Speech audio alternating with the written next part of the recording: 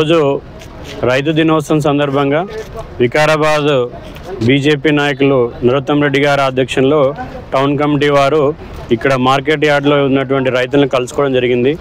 వారి సమస్యల గురించి, తర్వాత రైతులు ఎంతో కష్టపడి ఎంతో ధాన్యాన్ని మనకి ఆహారంగా ఉత్పత్తి చేస్తున్నారు. సో వారి శ్రమకి మనం గుర్తింపుగా ఈరోజు వాళ్ళని ఆత్మీయంగా కలవడం జరిగింది. ఈరోజు మనము ప్రభుత్వాలని మనం డిమాండ్ చేస్తుందంటే రైతులు ఎంతో కష్టపడి ధాన్యాన్ని ఉత్పత్తి చేస్తున్నా కూడా తగిన మద్దతు ధర ఉండటం లేదు. కాబట్టి మనమందరం కూడా సమాజంలో ప్రతి వాళ్ళు, అన్ని రంగాల వాళ్ళు కూడా రైతుల యొక్క శ్రమను మనం గుర్తించాలి. వాళ్ళకి అకాలంగా వస్తున్న నష్టాలు వర్షాల వల్ల కావచ్చు, లేదా వర్షం పడకపోవడం వల్ల కావచ్చు, లేకపోతే పంట వచ్చాక సరైన ధరలు లేక మార్కెట్లో ధరలు పడిపోవడం, ఇలాంటి రకరకాల సమస్యల్ని రైతులు ఎదుర్కొంటున్నారు. అదేవిధంగా వాళ్ళకి గవర్నమెంట్ ఏదైతే సబ్సిడీ రూపంలో ఇస్తుందో యూరియా కానీ లేకపోతే డిఏపి కానీ ఇవన్నీ కూడా సరైన సమయంలో వాళ్ళకి అందట్లేదు.